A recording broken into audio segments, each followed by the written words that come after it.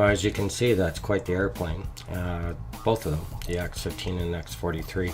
Remarkable speeds too, and that's I got a clip here for you guys to listen to, because this just gets a little bit too much for the present globe model.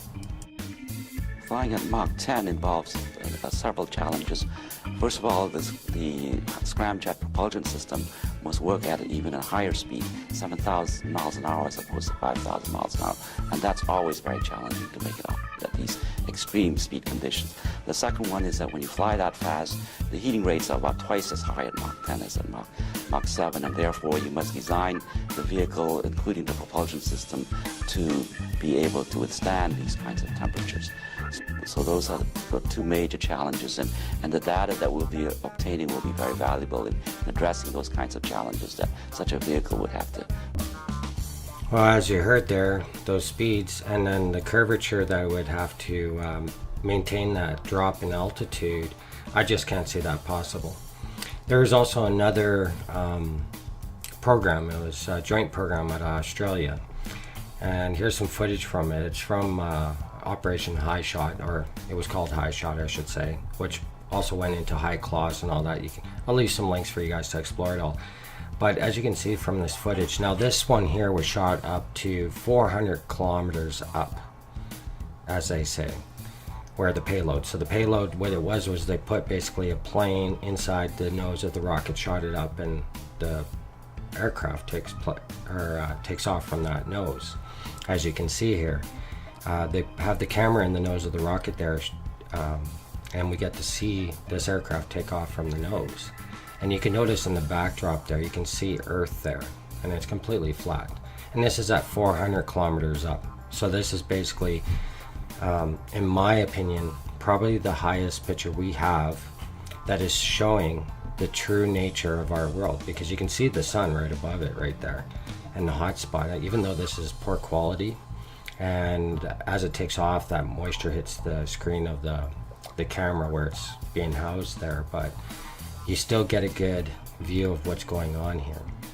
So when we look back in the past, we can definitely find a lot of evidence. I found this stuff probably over about 10 hours worth of research and stuff looking into this program when I stumbled onto it, looking back at the 60s, because this stuff took place back in the 50s and 60s. And when you look at a lot of the research, it ended in 69 when they landed on the moon. That was a big year. Even the 200th flight here of the X-15, surprisingly, the 200th one ended in and canceled December 20th, 1968, right before 69. So a lot of interesting facts.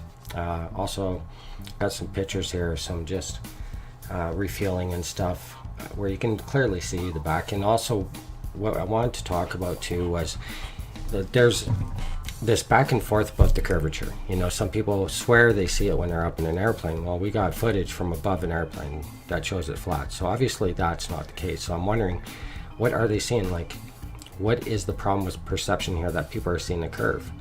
And, you know, I grew up as, you know, just an amateur artist. I took a couple courses, stuff like that. I understand how to draw on perception.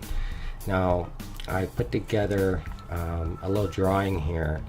I used it in another video talking about this, but what this is showing you an artist's view of the way we look at perception. There's other ways of this, but this is just simple so I can explain it.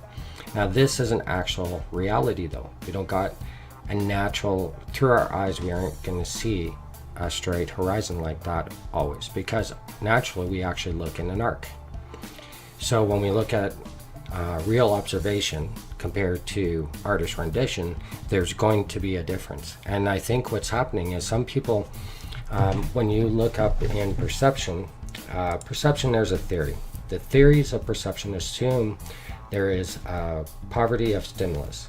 This, with reference to perception, is the claim that sensations are by themselves unable to provide a unique description of the world.